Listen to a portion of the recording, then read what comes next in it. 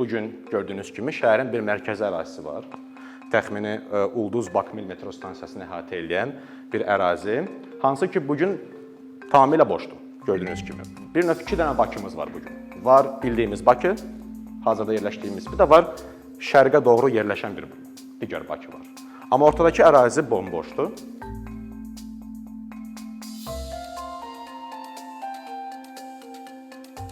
Bugünkü müzakirəmizin mövzusu artıq deyilən kimi mədəniyyət və sənaye obyektlərinin yenidən qurulması və təkrar istifadəsidir. Bugün dünyada olduqca aktual bir mövzudur. Çünki sənayeləşmə prosesindən dünyanın bir çox şəhərləri keçib, xüsusən də inkişaf eləmiş və inkişafda olan ölkələrdə. Və təbii ki, bu obyektlərin arasında bugünkü günü boş qalmış və istifadəsiz vəziyyətdə olan, baxımsız vəziyyətdə olan obyektlərin sayı kifayət qədər çoxdur. Məsələ mədəniyyət obyektlərinə qalanda burada məsələ bir qədər daha asandır. Çünki mədəniyyət məqsədləri ilə istifadə olunan obyektlər və o məqsədə tikilmiş obyektlərin bir qismi və bir hissəsi artıq istifadə olunur onsuz da. Amma biz yerli kontekstə gəlsək, bir şey görə bilərik ki, Sovet hökuməti dönəmində bütün postsovet ölkələrinin ərazilərində bir çox mədəniyyət evləri, klubizma mərkəzləri çalınmışdı ki, bunların bir qismi hələ də istifadədədir, amma digər hissəsi artıq istifadə olunmur və boşdur. Məsələ sənaye obyektlərinə gələndə isə, bayaq dediyim kimi, sənayeleşmə prosesindən keçmiş bütün şəhərlərdə bu obyektlər mövcuddur. Bəzi ölkələrdə çox uğurla istifadə olunur, yenidən qurulur və bugün həmin o sənaye obyektlərində bir çox maraqlı təşəbbüslər öz əksini tapır. Mövzunun müzakirəsinə başlamazdan öncə təbii ki, bir məsələnin tarixinə də baxsaq yaxşı olar. Deməli, prosesin başlanğıcı 19-cu əsrin təxmini ortalarına təsadüf eləyir. Dövrünün imperiyalarında Böyük Britaniya olsun, Fransa olsun, Almaniya olsun, bu ölkələrin böyük şəhərlərində sənayeleşmə baş verir. Sənaye obyektlər tikilir, böyük fabrikalar, zavodlar. Və təbii ki, bu obyektlər üçün böyük işçi qüvvəsi lazım olur və bu işçi qüvvəsi kənd ərazilərindən şəhərlərə köçürlər. Çünki sənaye istehsalatı və mexanikləşmə eyni zamanda kənd təsərrüfatı sahəsində əhatə eləmişdi və təbii ki, kənd ərazilərində böyük işçi qüvvəsinə artıq ehtiyac qalmırdı və insanlar, kəndlərdə yaşayan insanlar artıq, belə deyək, texnikaya məğlub olaraq, eyni zamanda uğursuz fermerlər də daxil olmaqla köç edirlər şəhərlərə və şəhərlərdə yeni həyat qurmağa çalışırlar. Və əlbəttə ki, iş yeri kimi böyük zavodlar, fabriklər olur. Kişilər, qadınlar, hətta uşaqlar belə böyük sənaye obyektlərində işləyirlər. Hətta sizə deyim, bəzi qurğular uşaqların istifadə eləmələri üçün hətta adaptasiya edilir. Yəni, uşaq işçi qüvvəsi də çox böyük şəkildə istismar olunur. Və insanlar fabriklərin, çox vaxt elə fabriklərin özündə yaşayırlar, ya da ki, fabriklərin ətrafında məskunlaşırlar, gecə qondu tipli evlərdə. Belə bir nümunə göstərə bilərəm. Gördüyünüz kimi, bu şəkil Londondandır. Havanın keyfiyyətini görə bilərsiniz ki, çox pis vəziyyətdə idi. İçməli su problemləri var idi, natəmizlik var idi və əlbəttə ki, insanlar çox sıx şəkildə yaşayırdılar. Bu dövr barədə ən yaxşı yazılardan birini 1844-cü ildə Friedrich Engels yazıb. İngiltərə fəhlə sinifinin vəziyyəti yazısında bildirir ki, insanların yaşayış vəziyyəti bərbad və acınacaqlıdır. Pis və nizamsız tikilmiş evlərdə yaşayırlar, evlər plansız şəkildə tikilib və vurğulayır. Heç bir insan bilərəkdən belə sıx yuvalarda yaşamaq istəməz. Çox maraqlı ifadələrdir. Və məlum məsələdir ki, 19-cu əsrin ortalarından başlayaraq çox sürətli urbanizasiya baş verir və həmin dövrdən başlayaraq, bu qrafikdə gördüyümüz kimi, təxmini 19-cu əsrin ortalarından başlayaraq insanlar şəhərlərə köç edirlər və şəhərlərdə yaşayırlar. Bugün dünya əhalisi artmaqla yanaşı, şəhər əhalisinin sayı da artır. Belə bir xəritəyə baxsaq görərik ki, bugün dünya əhalisinin böyük hissəsi şəhərlərdə yaşayır. Hazırda dünya əhalisinin 55% şəhərlərdə yaşayırsa, əsrimizin ortasına kimi 70% təşkil edəcək şəhərlərdə yaşayan insanların sayı. Təbii ki, insanların 19-cu əsrin sonlarında, 20-ci əsrin əvvəllərində yaşadıkları o çətin və acınacaqlı həyat və elə ağır və pis şəraitdə yaşamaları dövrünün memarlarını şəhər mühitinə yenidən baxmağa təşviq eləyir. Və bu gördüyünüz nümunə misal üçün 20-ci əsrin 20-30-cu illərinə təsadüf eləyir. Le Corbusier'in məşhur fransız memarı Le Corbusier'in məşhur layihəsidir. Təklif eləyir ki, insanlar hər ailənin öz mənzili olsun.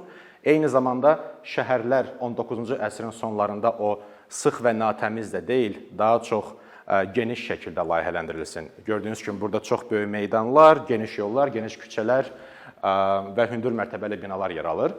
Və təbii ki, əsas məqsəd oydu ki, insanlar, belə deyim, 19-cu əsrin sonlarından bir travma qalmışdı şəhər salmada ki, biz tam əksini eləyək, elə bir şəhər yaradaq ki, insanlar həm yaşamaqları üçün yerlər olsun, həm əyləncə üçün getdikləri müəyyən yerlər olsun, həm təhsil almaq üçün, həm səhiyyə xidmətlərini istifadə etmələri üçün şəhərlər sıx da deyil, geniş qurulsun və dövrünün ən məşhur layihələrindən biri budur.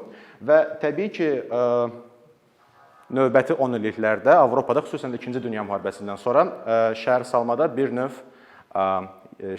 bir növ yeni baxış olur Avropada və Amerika Birləşmiş Ştatlarında. Tarixi mərkəzlər, hansılar ki, 19-cu əsrin ortalarında sənaye inqilabı dövrünə təsadüf edən tarixi mərkəzlər olduqca kasıb və yoxsul vəziyyətdə yaşayır və təbii ki, bununla yanaşı kriminalın da, cinayətlərin də sayı olduqca artır və təbii ki, insanlar normal şəraitdə şəhərlərin tarixi hissələrində yaşaya bilmirlər və bu vəziyyətdə ya dövlətin ictimai rifah proqramları olsun, mənzilə dair, yaxud özəl şirkətlərin layihələri olsun, şəhərlərin ətrafında, tarixi mərkəzlərdən xeyli uzaqda, ucuz torpaqlarda, yəni qiymət olaraq ucuz torpaqlarda başlayırlar yeni yaşayış massivləri salmağa. Bu gördüyünüz binalar Parisin ətrafının qırağında yerləşən məhəllələrdir. Gördüyünüz kimi çox mənzilli binadır. Yəni bir yaşayış məkanı olaraq insanlara bəli mənzillər verilir, amma gördüyünüz kimi məhəllənin ətrafı baxımsız vəziyyətdədir. Çünki çox mənzilli binalarda ətraf mühitimizlə kim məşğul olacaq sualının konkret cavabı yoxdur. Problem də əsasən bundan ibarətdir. Və təbii ki, belə binalarda məskunlaşan insanlar yeni nəsil peşəkarlar idi əsasən. Gənc nəsil, gənc ailələr belə mənzillərdə məskunlaşırlar və əlbəttə ki, şəhərin tarixi hissəsində o formalaşmış o narahat şəraitdən qaçmağa can atırdılar şəhərlərin qıraq hissələrini. Və beləliklə şəhərlərin üfuqi genişlənməsi baş verir Avropada. Məlum məsələdir ki, vaxtı ikən şəhərin kənar əraziləri sayılan zavodlar və istehsalat binaları getdikcə şəhərlərin üfuqi genişlənməsinin nəticəsində bir növ şəhərin mərkəzi sayılmağa başlayırlar. Bu nümunə Amerika Birləşmiş Ştatlarındandır. Məlum məsələdir ki, hansısa bir böyük şəhərə bağlı olan, amma həmin o tarixi mərkəzdən xeyli uzaqda olan suburbiya ərazisidir. Burada bu daha çox Amerika Birləşmiş Ştatlarında 2-ci Dünya müharibəsindən sonra Amerikan xəyalı sentimentinin bir növ nəticəsidir. Hansı ki, deyirdi ki, əmək fəaliyyəti ilə məşğul olan və iqtisadiyyata və cəmiyyətə xeyir verən hər bir insanın öz evi və öz avtomobili olmalıdır. Və təbii ki, ailələr başladılar belə tarixi mərkəzdən xeyli uzaqda, belə ərazilərdə məskunlaşmağa və təbii ki, gördüyünüz kimi burada nə şəhər var, nə kənd var. Nə şəhər deyil, nə kənd deyil. İkisinin arasında bir şeydir. Təsəvvür eləyin ki, insanların adi məktəbə getmələri üçün uşaqların məktəb avtobusları, Amerikan kinolarından xatırladığımız bir görüntü. Eyni zamanda insanların adicə ərzaq almaq üçün getmələri üçün avtomobil sürmələrinə ehtiyac qalırdı və getdikləri məsafə 5-10 kilometrə kimi uzana bilərdi. Və gördüyünüz bu iki nümunədən biz görürük ki, şəhərlərin üfuqi genişlənməsi 20-ci əsrin şəhər salmasının bir növ reallığına çevrilir. Və üfuqi genişlənmənin, şəhərlərin üfuqi genişlənməsi haqqında danışarkən öncə onu deməliyik ki, nəyə görə bu problemdir? Ona görə ki, şəhər torpağı rəsmi sərhədləri olan dəyərli bir resursdur. Yəni, istənilən şəhərin rəsmi sərhədləri olmalıdır və şəhər qonşuluqda yerləşən ətraf əraziləri istismar etməməlidir. Çünki ətrafda yerləşən boş ərazilər müxtəlif müxtəlif məqsədlər üçün istifadə oluna bilər gələcəkdə. Misal üçün, bu gün dünyada çox böyük inkişafda olan şəhərlər üçün bir növ şəhər ətrafında kənd təsərrüfatı sahələri yaradılır və şəhərlər öz qidalarını özləri istehsal etməyə başlayırlar və misal üçün belə bir təşəbbüslə çıxış eləsələr şəhərlər, təbii ki, sərhədlərdən kənarda bu baş verə bilər. Üfüqi genişlənmə şəhər və qəsəbələrin coğrafi ərazilərinin sürətlə böyüməsinin, tək ailəli binaların çoxalmasının və eyni zamanda avtomobil istifadəsinin kəskinləşməsinə gətirib çıxarır. Çox böyük asılılığımız yaranır avtomobillərdən. Eyni zamanda üfüqi genişlənmənin çox vacib bir məsələsi də tərəfi ondan ibarətdir ki, insanlar daha yaxşı mənzillərdə yaşamaq istəyirlər və bunun üçün mənzil fondu böyüyür şəhərdə və daha çox evlər tikilir. Amma eyni zamanda bir şey də var ki, məsələ artıq tək insanların mənzillə təmin edilməsi deyil. Eyni zamanda insanlar daha yaxşı mənzillərdə yaşamaq istəyirlər deyə ona görə şəhərlərin ətraf ərazilərində çox böyük layihələr salınır. Üfüqi genişlənmənin ən böyük problemlərindən biri də odur ki, enerji istismar edilir, yəni çox qeyri-effektiv şəkildə istifadə olunur. Su, torpaq, hava çirklənməsi baş verir və nəqliyyat sıxlığının yaranması baş verir. Təbii ki, əgər biz bir yaşayış ərazisini şəhərdən çox xeyli uzaqda yerləşdiriksə, biz ora su çəkməliyik, elektriklə təmin etməliyik ərazini, ondan sonra kanalizasiya ilə, internetlə təmin etməliyik və ona görə bu ərazilərə çəkilən bütün bu xidmətlərin məsafəyə görə qiyməti xeyli artır və bu şəhər iqtisadiyyatına çox böyük zərbə vura bilər. Eyni zamanda üfüqi genişlənmə mövcud ekosistemlərin dağıdılmasını əlaqələndirilə bilər. Misal üçün, Amerika Birləşmiş Ştatlarındakı suburbiya əraziləri faktiki olaraq əgər xəritələrə baxsaz, bir növ meşənin bir hissəsi götürülür, kəsilir və orada yaşayış məskənlər yaradılır və bu əlbəttə ki, mövcud ekosistemin dağıdılmasına gətirib çıxarır. Bunların hamısının bir ortaq məxrəci dünya praktikasında ondan ibarətdir ki, bizim şəhərlərimizi bugünkü günü artıq bir çox ərazilər istifadə edilib, amma boş qalıb. Və bu daha çox həmin o mədəniyyət irsi və sənaye irsi obyektləridir ki, onların o obyektlərdən və obyektlərin yerləşdikləri ərazilərdən bugünkü günü başqa cür biz istifadə edə bilərik. İlk dəfə bu mövzu 1980-ci illərdə işıqlandırılıb. Əsas səbəb ondan ibarət idi ki, 80-90-cı illərdə qərb ölkələrinin iqtisadiyyatlarında bir xeyli dəyişikliklər baş verdi. Sosial rifah dövlətləri öz əllərini ölkə iqtisadiyyatına bir növ çəkməyə başladılar və çox özəlləşdirməyə doğru çox böyük bir iqtisadi kurs başladı. Və bunun nəticəsi o oldu ki, bir çox zavodlar, sənayələr, bir çox insanların vaxtı ikən iş yeri olmuş tikililərin bir çoxusu boş qaldı və insanlar işsiz qaldılar. Amma bunun əvəzinə yeni bir iqtisadiyyat gəldi və o iqtisadiyyat xidmət əsaslı iqtisadiyyat idi ki, insanlar bilik və bacarıqlarından istifadə edərək müxtəlif xidmətlər təklif edirlər və ödədikləri verginin əsasında ölkənin iqtisadiyyatı formalaşır və əlbəttə ki, bir an bu boş qalmış binalar müxtəlif ictimai qruplarla doldurulmağa başladı. Bu fenomeni ilk dəfə Amerikan professor, araşdırmaçı Sharon Zukin görür və çox maraqlı bir nəticələrə gəlir. İlk öncə deyir ki, əgər ölkənin iqtisadiyyatı dəyişirsə, şəhər də dəyişir. Bu qaçılmazdır. Eyni zamanda Londonun Soho rayonunun nümunəsində görür və deyir ki, bu ərazilərə hansılar ki, tarixi mərkəz sayılır və eyni zamanda bugün boşalıb, o ərazilərə kreativ təbəqə başlayır toplanmağa və həm ərazinin görünüşünü dəyişirlər, eyni zamanda ərazidə yeni canlanma yaradırlar və iqtisadi artıq əlaqələr yaranır ərazilərdə. Bu ərazilər vaxtı ikən olduqca kasıb və cinayət bataqlığında olan ərazilər bugünkü günü dəyişməyə başlayırlar. Eyni zamanda çox böyük vəsaitləri şəhərlərin kənarına çıxardan tikinti şirkətləri görürlər ki, artıq şəhərlərin mərkəzində çox maraqlı canlanma yaranır və çox böyük vəsaitləri artıq şəhərlərin mərkəzinə yatırım eləməyə başlayırlar və əlbəttə ki, vaxtı ikən şəhərin mərkəzi ərazilərindən daha imkanlıdırlar deyə şəhərlərin kənarlarına köçməyə can atan insanlar artıq şəhərin mərkəzi ərazilərinə köçməyə can atırlar. Bir vaxtlar yalnız yaşayış və sənaye təyinatlı ərazilər şəhərin bütün icma qruplarını cəlb edirlər və artıq ərazilərdə yeni iş yerləri yaradılır və xidmət və kommersiya sektorları yaranır avtomatik olaraq.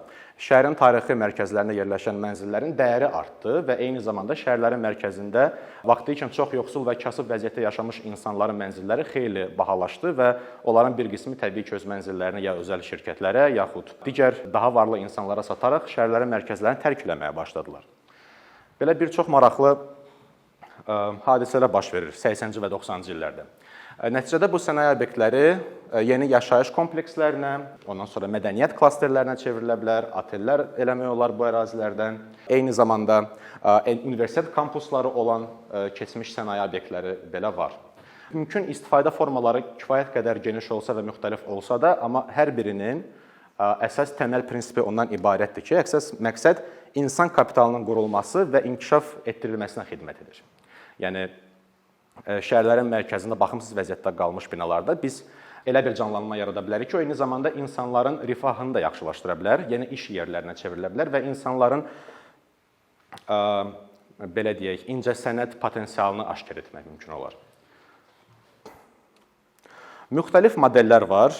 Təbii ki, hər bir şəhərin və hər bir ölkənin büdcəsində o dərəcədə böyük vəsaitlər yoxdur ki, bu layihələr həyata keçsin. Əsasən də ona görə ki, köhnə binanı söküb və yerində yeni bir şey tikmək daha ucuz başa gəlir. Nəinki tarixi binanı yenidən bərpa edib ona yeni nəfəs vermək. Ona görə müxtəlif modellər mövcuddur. Əsasən özəl sektorun cəlb edilməsindən söhbət gedir. Özəl dövlət tərəfdaşlıqları yaradıla bilər. Eyni zamanda şəhər inkişaf fondları var. Həm beynəlxalq, həm yerli şəhər inkişaf fondları mövcuddur ölkələrdə. Həm eyni zamanda humanitar fondlar var, hansılar ki öz hətta təmənnasız belə heç bir əlavə gəlir və faiz gözləmədən belə yatırım eləyə bilirlər və maliyyə ayıra bilirlər. Əlbəttə ki, bu maliyyə mexanizmləri ərazidə mövcud olan bütün aktorları cəlb eləməlidir ki, layihə daha uğurlu olsun. Bu tərəflərin arasında əlbəttə dövlət orqanları ola bilər, torpaq sahibkarları, yerli əhalinin özü, özəl şirkətlər və sair digər bazar iştirakçıları təbii ki, cəlb oluna bilər bu prosesə. Və əlbəttə ki, əgər biz şəhərin özündə yerləşən obyektlərin yenidən inkişaf etdirilməsi ilə məşğul olsaq, biz üfüqi genişlənmənin qarşısını almış oluruq nəticə etibarilə.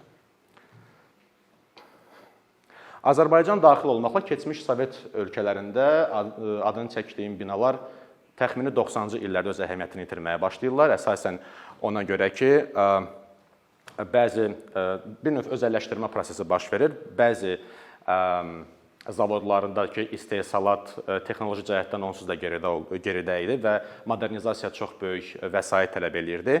Eyni zamanda bəzi zavodlar hələ də ya dövlət ya şəhər balansındadır, bəziləri isə özəlləşdirilib, amma baxımsız vəziyyətdədir.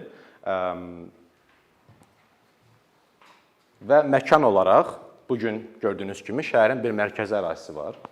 Təxmini Ulduz-Bakmil metro stansiyasını əhatə edən bir ərazi, hansı ki, bugün tamamilə boşdur, gördüyünüz kimi. Bir növ 2 dənə Bakımız var bugün. Var bildiyimiz Bakı, hazırda yerləşdiyimiz, bir də var şərqə doğru yerləşən bir digər Bakı var. Amma ortadakı ərazi bomboşdur. Gəlin buna belə baxaq. Gördüyünüz kimi 2 dənə böyük yol var. Eyni zamanda 2 dənə metro stansiya bir-birindən uzaq deyil. Eyni zamanda Koroğlu stansiyası buradadır. Xətai stansiyasının yaxınlığında isə bu ərazilər yerləşir. Bugünkü günü bu ərazinin cənub hissəsində gecəqondu tipli yaşayış əraziləridir və bu özü üfüqi genişlənmənin birbaşa göstəricilərindən biridir.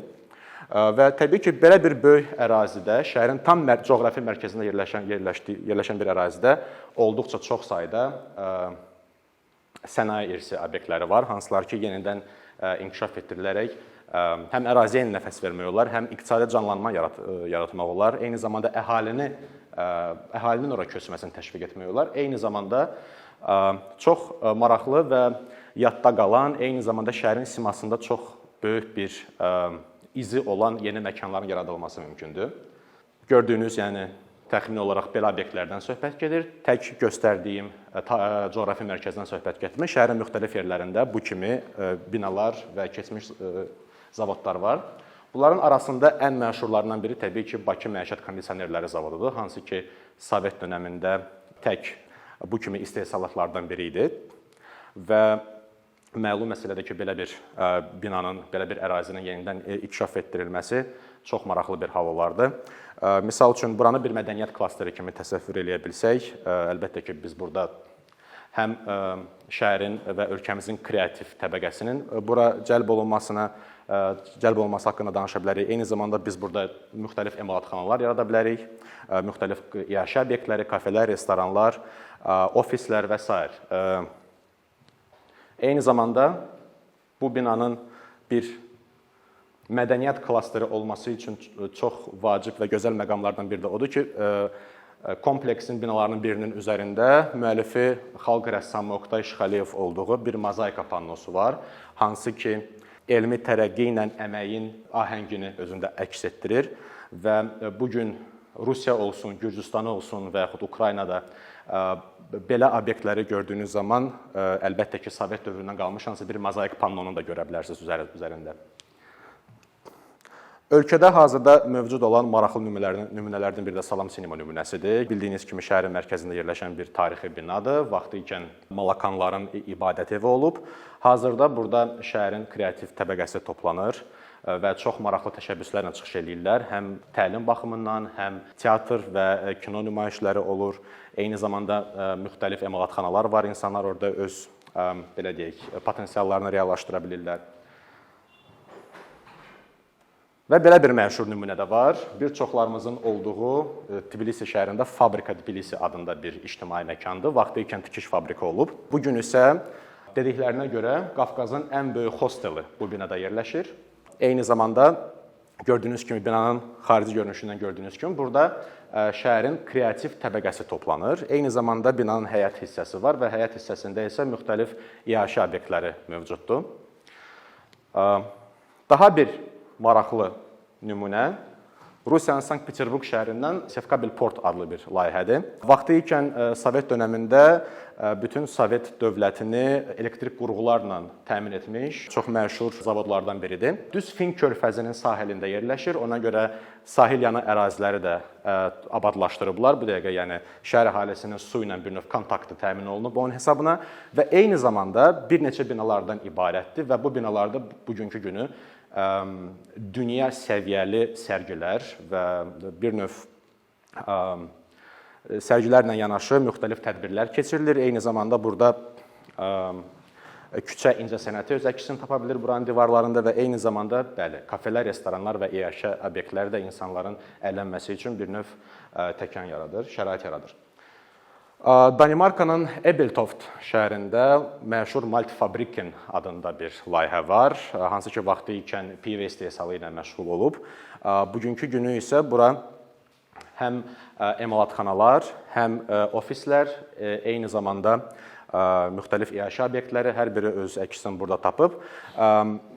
Bina söküləsi idi, amma yerli əhali toplandı və 10 il ərzində crowdfunding vasitəsilə 5 milyon evro kimi vəsait toplaya biliblər və özləri öz sevdikləri ərazilərini və binalarını abadlaşdırıblar və bugün bura olduqca, belə deyək, tək şəhərin özü deyil, Danimarkanın və Avropanın digər yerlərindən də insanların marağını çəkən bir ictimai məkana çevrilib bura.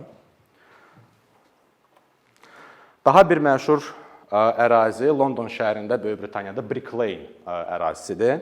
Vaxtı ikən burada həm evlər, həm də ki, müxtəlif sənaye obyektləri olub. Çoxsu qırmızı kərpicdən tikilmiş, müxtəlif tarixi publar və s. Və bugün burada Böyük Britaniyanın məşhur küçə sənətçiləri öz əsərlərini buranın divarlarında çəkirlər. İçi məşhur Banksinin əsərləri daxil olmaqla. Özüm bu ərazilərdə gəzmişəm. Olduqca gözəl və maraqlı yerlərdir və olduqca böyükdür. Yəni sadəcə bu iki şəkillə bitmir. Yəni olduqca böyük bir ərazidir və divarları küçə incəsənətçiləri üçün açıqdır və hətta bəzi rəsmlər qorunurlar hətta, yəni üzlərinə bir növ laminasiya tətbiq olunub ki, belə deyək də, kənar təsirdən zərərlər olmasın. Brisbane çörək fabriki Avstraliyada Bu hazırda Hassel adlı bir memarlıq şirkətinin ofisidir. Vaxtı ikən çörək fabriki olub. Bugünkü günü gördüyünüz kimi loft üslublu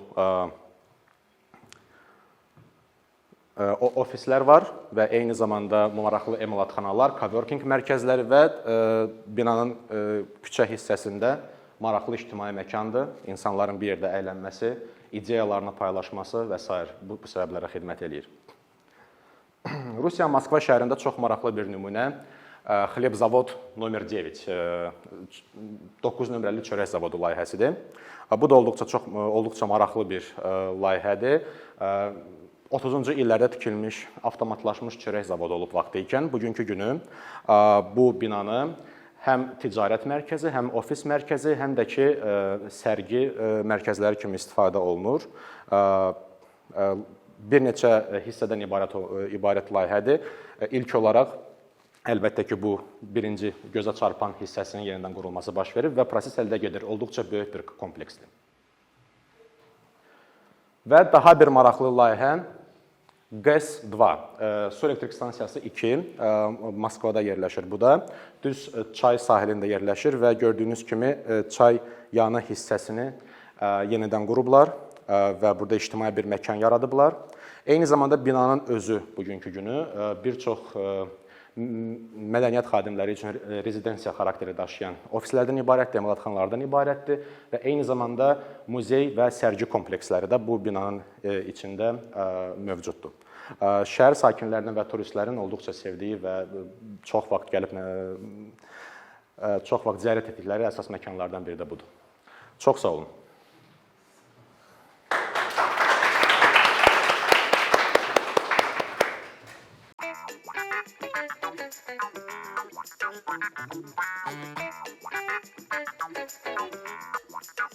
Thank you.